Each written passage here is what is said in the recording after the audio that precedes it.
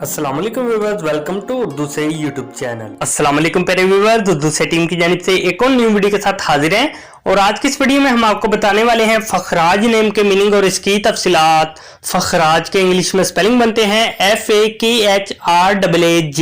Jeans लड़का है, जुबान है अरबी और इसका मजहब है मुस्लिम। फखराज का मायनी है एक हीरे का नाम। फखराज नाम का शुमार लड़कों के नामों में होता है।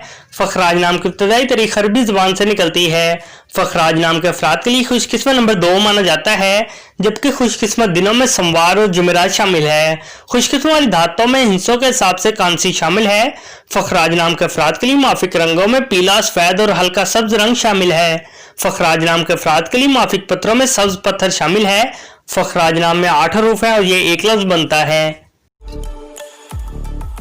अपने नाम का मीनिंग जानने के लिए कमेंट बॉक्स में लिखिए, चैनल को सब्सक्राइब कीजिए, वीडियो को लाइक और शेयर कीजिए। Thanks for watching.